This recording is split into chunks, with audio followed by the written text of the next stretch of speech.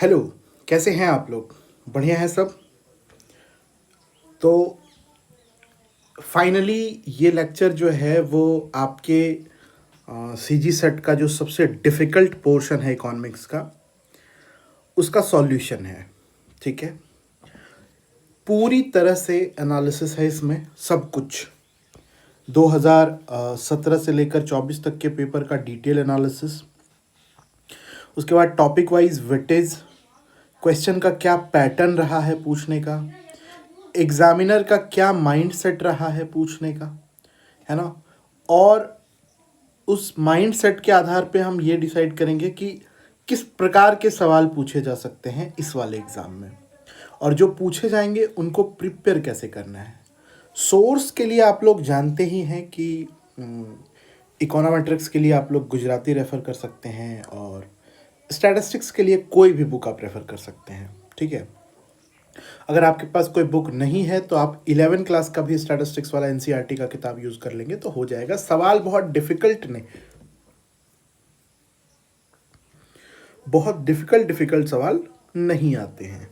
ठीक है, पर ट्रैप है, क्वेश्चन का लेवल हार्ड है ना। पर अगर एक बार आप उसका वो टेक्निक जान गए ना, जैसे गैंग्स ऑफ वासेपुर में डेफिनेट टेक्निक बता देता है उसको, तो उसी तरह अगर आप टेक्निक जान गए तो सवाल बहुत ईजी होंगे।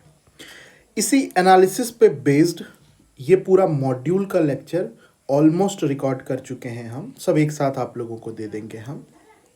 ठीक है, और उस पर पूरा मॉड्यूल इसी इसी आधार पे वो पूरा लेक्चर रिकॉर्ड हुआ है। और इसके साथ साथ दो टेस्ट पेपर, जो एक स्टैटिस्टिक्स का अलग से टेस्ट पेपर और एक इकोनोमेट्रिक्स का अलग से टेस्ट पेपर भी बना दिए हैं हम, जिसमें 100 सवाल आपको प्रैक्टिस के लिए दिया गया है। उसके अलावा जो अलग से 5 मॉक टेस्ट हम लोग करेंगे, 17 मॉक टेस्ट टोटल हो रहा है, उसमें से 5, तो 5 में फिर अलग से भी स्टैट्स और इकोनोमेट्रिक्स के क्वेश्चन होंगे। इस लेक्चर के बाद भी आपको ये 15 क्वेश्चन का एक प्रैक्टिस सेट आपको मिल जाएगा। आप हमको मैसेज कर दीजिएगा मेरे नंबर पे, आपको ये मिल जाएगा। इसके अलावा अगर आपको कुछ चाहिए तो आप इस नंबर पे बात कर सकते हैं। हम आपको नंबर देना भूल जाते हैं, इसलिए इस बार हर स्लाइड में हम नंबर लिख दिए हैं। ठीक है, तो स्टैटिस्टिक्स और इकोनोमेट्रिक्स का फुल पोस्टमार्टम करते हैं। ठीक है, और समझते हैं सब कुछ। सबसे पहले अगर यूनिट वाइज वेटेज का अगर हम चार्ट देखें और उसमें अगर हम देखने जाएं कि इस सेक्शन का क्या रोल रहा है, बहुत मेहनत है, आपको दिखेगा इस पे। तो आप देखिए कि 2017 में 2 पेपर होते थे इकोनॉमिक्स का, पेपर 2 पेपर 3, तो उसमें से 12 सवाल इससे है। 2018 में 12 सवाल, 2019 में 11 सवाल और 2024 में 10 सवाल। मतलब ये है कि लगभग 11.25, जो स्टैटिस्टिक्स में आप मीन निकालना सीखते हैं उसके आधार पे अगर हम देखें तो लगभग 11.25 क्वेश्चन हर साल रहा है। ठीक है, और अगर आप देखें हर साल को मैंने टॉप 5 सब्जेक्ट में डिवाइड किया है, तो आप 17 में टॉप 5 देखें तो पहले नंबर पे इंडियन इकॉनमी रहा है, दूसरे पे माइक्रो है, तीसरे पे ग्रोथ एंड डेवलपमेंट है, चौथे पे मैक्रो और पांचवें पे स्टैटिस्टिक्स एंड इकोनोमेट्रिक्स है। ठीक है, उसके बाद अगर आप देखें 2018 में तो पहले नंबर पे माइक्रो, 18 के बाद से माइक्रो ही नंबर 1 रहा है, उसके पहले इंडियन इकॉनमी रहा था। ठीक है, 18 में माइक्रो, फिर मैक्रो, फिर इंटरनेशनल इकोनॉमिक्स, फिर इंडियन इकॉनमी और फिर स्टैटिस्टिक्स एंड इकोनोमेट्रिक्स। फिर अगर आप 19 में देखें तो पहले नंबर पे माइक्रो, दूसरे नंबर पे मैक्रो, तीसरे नंबर पे इंडियन इकॉनमी और चौथे नंबर पे पब्लिक इकोनॉमिक्स और पांचवें नंबर पे स्टैटिस्टिक्स एंड इकोनोमेट्रिक्स। चौथे नंबर पे स्टैटिस्टिक्स और पांचवें नंबर पे पब्लिक। 2024 का अगर आप पेपर देखने जाएं तो उसमें 22 क्वेश्चन माइक्रो इकोनॉमिक्स से, दूसरे नंबर पे 13 सवाल के साथ पब्लिक इकोनॉमिक्स, तीसरे नंबर पे मनी बैंकिंग, चौथे नंबर पे आपका स्टैटिस्टिक्स एंड इकोनोमेट्रिक्स और पांचवें नंबर पे ग्रोथ एंड डेवलपमेंट। तो आप देख सकते हैं कि दूसरा, तीसरा, चौथा पोजीशन हर साल सब्जेक्ट का बदला है। पर एक चीज़ कंफर्म है कि टॉप 5 में स्टैटिस्टिक्स एंड इकोनोमेट्रिक्स हर साल रहा है। 2 ऐसे सब्जेक्ट हैं जो हर साल टॉप 5 में रहा है तो वो है स्टैटिस्टिक्स एंड इकोनोमेट्रिक्स और माइक्रो इकोनॉमिक्स। इवन मैक्रो भी आपका 2024 में सिर्फ 7 सवाल आए थे उससे, ठीक है। पर स्टैट्स और माइक्रो इकोनॉमिक्स ऐसा टॉपिक है जिस पे अगर आप करते हैं तो आपको अच्छा रिटर्न मिलेगा, ठीक है। तो इस आधार पे ये यूनिट इम्पॉर्टेंट भी है, इजी भी है, और आपका जा करके बस ट्रैप है, उस ट्रैप से कैसे बचना है उसका सॉल्यूशन है ये वीडियो, ठीक है। सवाल अगर हम लोग देखना चाहें, वैसे सारे सवाल देख नहीं सकते इस वीडियो में हम लोग, आपको ये सीट मिल जाता है, आप मैसेज करते हैं तो आप कर लीजिएगा, आपको ये मिल जाएगा। पर सवाल अगर आप देखें तो 17 का सवाल ना देखें हम, 18 का सवाल ना देखें, 19 का सवाल नहीं देखें हम, 24 का सवाल देखते हैं डायरेक्ट। आप देखेंगे यहाँ भी डायरेक्ट सवाल हैं, पर अप्रोच ऐसा है ना सवाल का कि वहाँ थोड़ा फंसाएगा आपको। जैसे ये सवाल देखें, एक थैले में 5 सफ़ेद, 4 काली, 3 पीली और 4 लाल गेंद है, काली या लाल का प्रायिकता क्या होगा। इससे सिंपल सवाल क्या हो सकता है, इससे सिंपल सवाल क्या हो सकता है। ये डायरेक्ट प्रोबेबिलिटी थ्योरी से सवाल है और इससे सिंपल क्या होगा। पर ये देखिए, प्रोबेबिलिटी डिस्ट्रीब्यूशन में क्रोनोलॉजी के ऊपर हम एक बात करना चाहेंगे कि यूजीसी नेट में भी क्रोनोलॉजी का जो सवाल आना शुरू हुआ वो 2020 के बाद से शुरू हुआ, 20 से ही शुरू हो गया था, 20 के बाद से इसका ट्रेंड थोड़ा ज़्यादा पकड़ लिया। तो उसके बाद जो भी सेट हुए हैं तो उस सेट में आपको दिखेगा ये चीज़। चूँकि यूजीसी नेट ने ट्रेंड बदला, उन्होंने भी क्रोनोलॉजी पूछना शुरू कर दिया, तो जितने भी स्टेट सेट आपको दिखेंगे वहाँ भी 20 के बाद जो भी एग्ज़ाम हुए उसमें ये पैटर्न दिखेगा। उसके पहले क्रोनोलॉजी इस तरह से वास्ट नहीं था, है ना। इन्होंने प्रोबेबिलिटी डिस्ट्रीब्यूशन के क्रोनोलॉजी को पूछा है कि कौन पहले आया। उसके बाद एक सवाल इसमें से बड़ी अच्छा लगा हमको, वो ये था कि ये वाला ओएलएस एस्टिमेशन के स्टेप्स क्या हैं, कौन से पहले करेंगे हम। ये estimation, hypothesis testing, prepare worksheet या एस्टिमेशन ऑफ वेरिएंस, कौन सा पार्ट पहले करेंगे। उसके बाद डायरेक्ट सवाल है कि कोवेरिएंस एक्स वाई 9.6 है, वेरिएंस 16 है, वेरिएंस इतना है, तो कोरिलेशन कोफिशिएंट का वैल्यू क्या होगा। फिर मैच द फॉलोइंग भी है कि गॉस मार्कव थ्योरम, जीक्यू टेस्ट, है ना, बीजे टेस्ट, ये सब डीडब्ल्यू टेस्ट, ये सब किसके लिए यूज़ किया जाता है, ऑटो कोरिलेशन के लिए, टाइम सीरीज़ के लिए, हेटेरोसेडास्टिसिटी के लिए या ब्लू के लिए, है ना। तो इस तरह के सवाल हैं, इसी तरह का सवाल आपको इधर भी दिखेगा, ठीक है।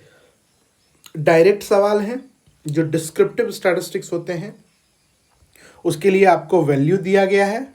ये सवाल देखिए, if the two regression coefficients are given by -0.45 and -8 then the coefficient of correlation, ठीक है। तो सहसंबंध का गुणक क्या होगा। डायरेक्ट सवाल, वैल्यू दिया हुआ है, आपको डायरेक्ट करना है। पर असर्शन रीजन का भी सवाल है और असर्शन रीजन में फंसाता है आपको, ठीक है। उसके बाद मैच द फॉलोइंग भी है, मैच द फॉलोइंग भी है, मैच द फॉलोइंग भी है, मैच द फॉलोइंग भी है ना।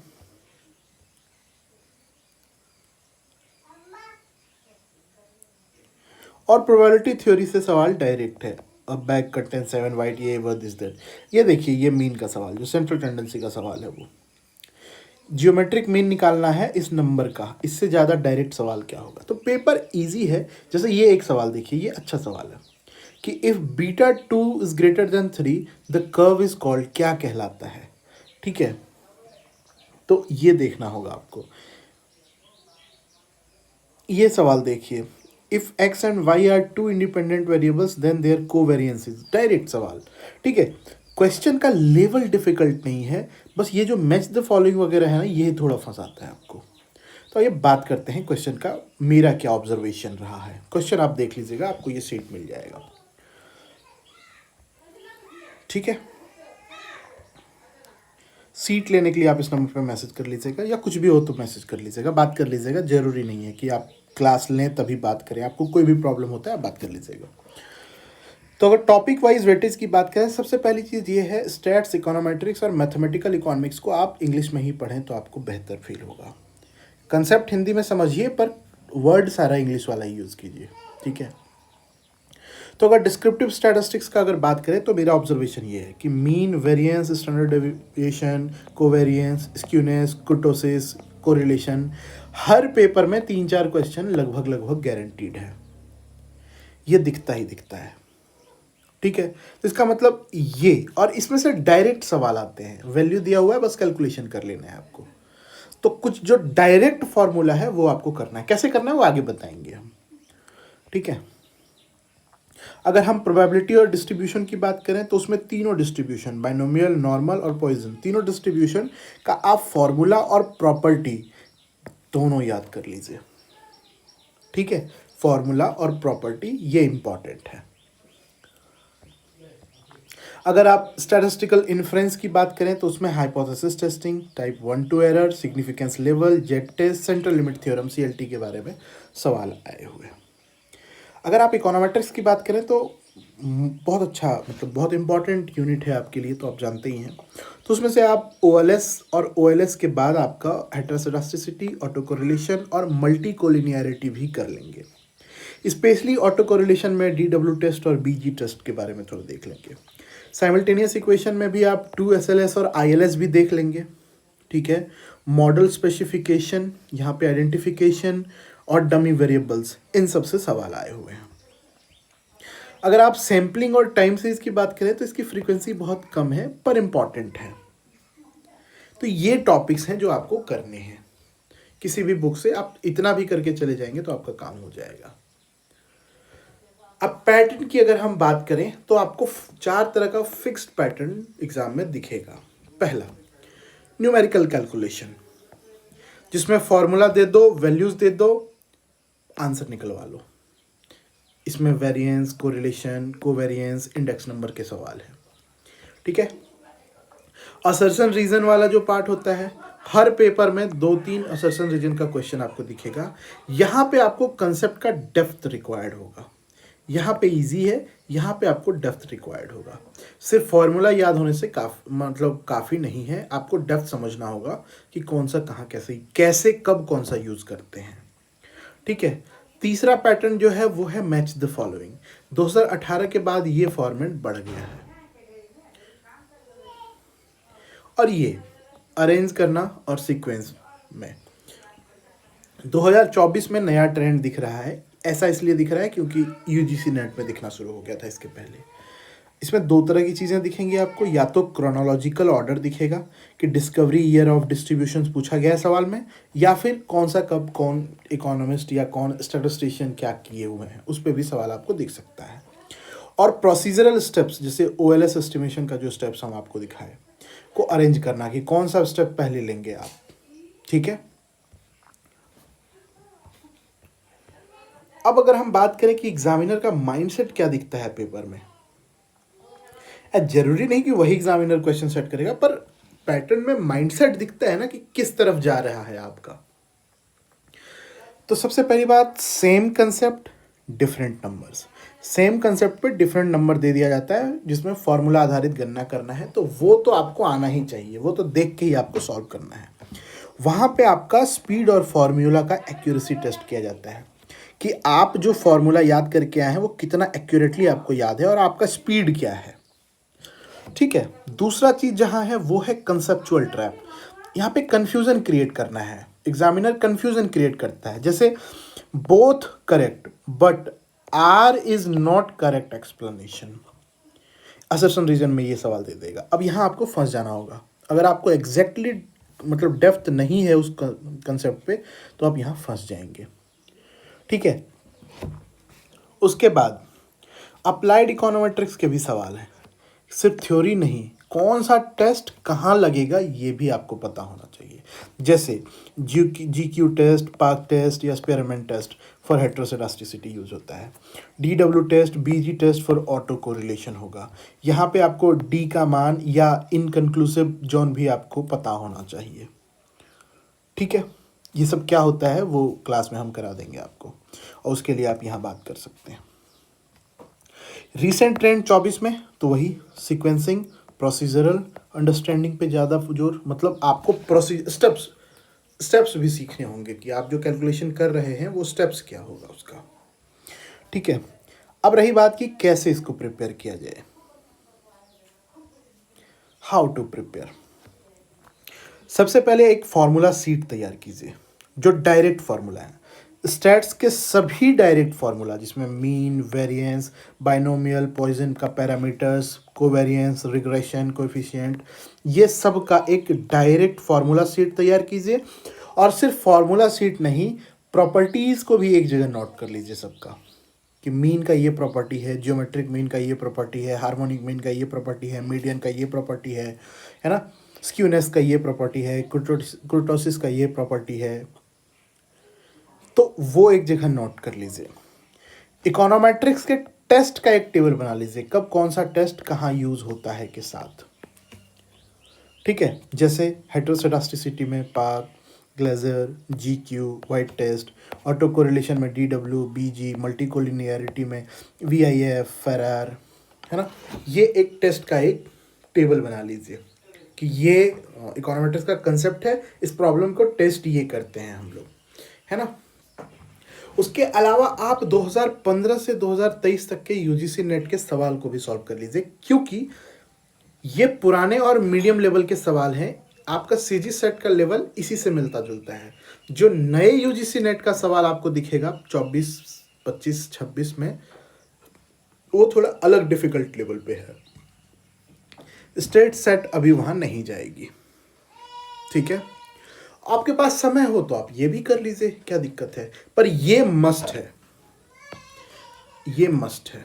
इसके साथ एक चीज़ हम लिखना भूल गए कि आप CG सेट के सवाल को, जो भी PYQ है, उसको छोड़िएगा नहीं, उसको 2 बार 3 बार प्रैक्टिस करके जाइएगा एग्ज़ाम में। ठीक है, और जो असर्शन रीजन का स्टेटमेंट के प्रश्न है उनका अभ्यास कर लीजिए। कैसे अभ्यास करेंगे, तो उसके लिए इस तरह से सवाल ले लीजिए और उस पर प्रैक्टिस कर लीजिए। जैसे ये 15 सवाल जो है ना, इसमें भी हम असर्शन रीजन का सवाल डाले हुए हैं, के दिखाते हैं आपको। मैच द फॉलोइंग तो है ही, टेस्ट में तो है, यहाँ पे पता नहीं, देखने दीजिएगा।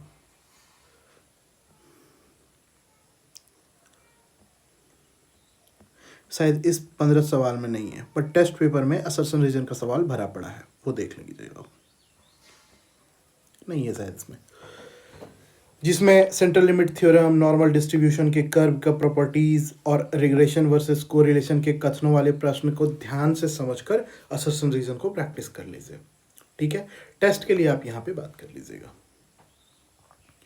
अब सवाल किस तरह से आ सकते हैं, हम आपको कुछ 1-2 एग्जाम्पल दिखा रहे हैं, जिसमें मान लीजिए पहला जो एग्जाम्पल है मेरा, वो है ये इंपॉर्टेंट है, सवाल आ सकते हैं इस टॉपिक से भी, कि जो DW टेस्ट है, डर्विन वॉटसन का टेस्ट, उसमें डी स्टैटिक का मान निकालना।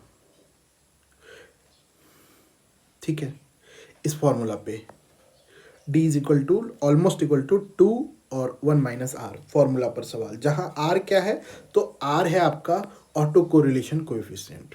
अब इसको कैसे करना है जरा सा समझ लीजिए, डिटेल में तो खैर मिलेगा ही आपको लेक्चर।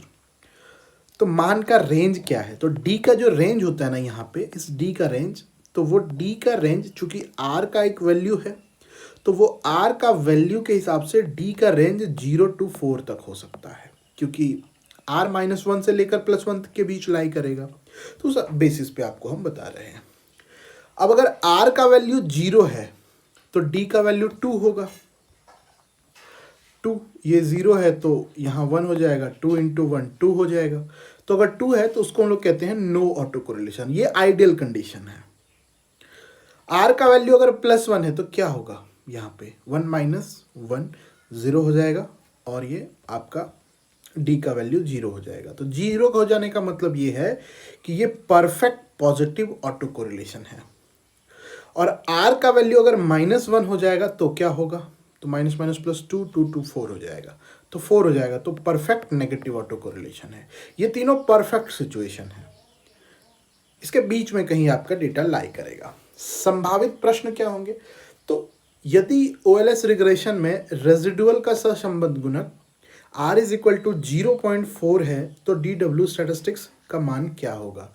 तो आप इसको डायरेक्ट इस तरह के सवाल आ सकते हैं, इसको डायरेक्टली कैलकुलेट कर लीजिए, 1.20 होगा। इसका कंक्लूजन क्या निकल रहा है कि डी 2 से कम है, डी 2 से छोटा है।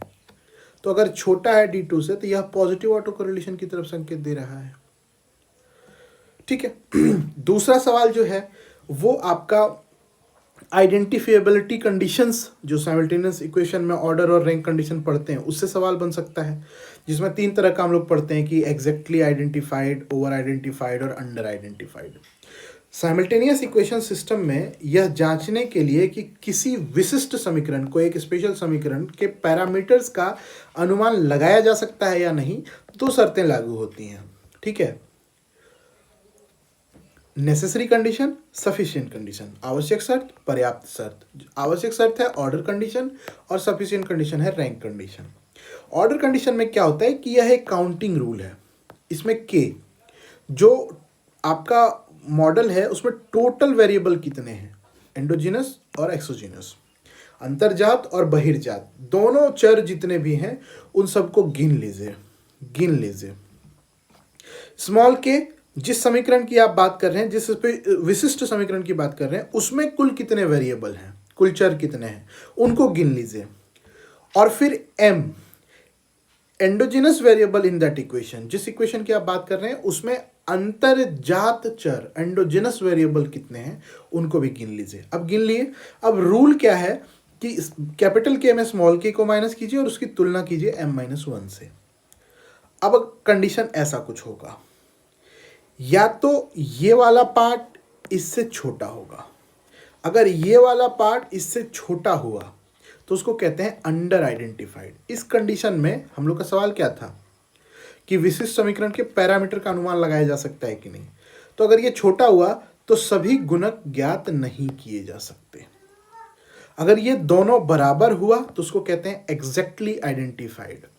इसमें 2SLS और ILS का आप मेथड अप्लाई कीजिए, आपको यूनिक मान प्राप्त हो जाएगा। आप अंडर आइडेंटिफाइड भी है, जब ये बड़ा हो जाए और ये छोटा हो जाए तो उस समय आपको 2SLS लगाना ही होगा, इसका यूज करना ही होगा। तो यहां से ये भी सवाल बन सकते हैं कि 2SLS का यूज कब करना होगा। ऑप्शन में ये इनमें से कोई नहीं डाल देगा, है ना, समझना होगा। वैसे साइमल्टेनियस इक्वेशन के लिए आप इस नंबर पे बात कर सकते हैं। दूसरा है रैंक कंडीशन। इसमें सभी समीकरण से एक्सक्लूडेड वेरिएबल जो हैं, जो बाहर रखा गया है, के पैरामीटर से बने मैट्रिक्स का रैंक जो है वो m-1 के बराबर या उससे अधिक होना चाहिए। जहां m क्या है तो टोटल एंडोजिनस वेरिएबल का मॉडल है। क्या है नहीं है डिटेल में यहां नहीं पढ़ाया जा सकता, उसके लिए आपको नंबर दिया हुआ है।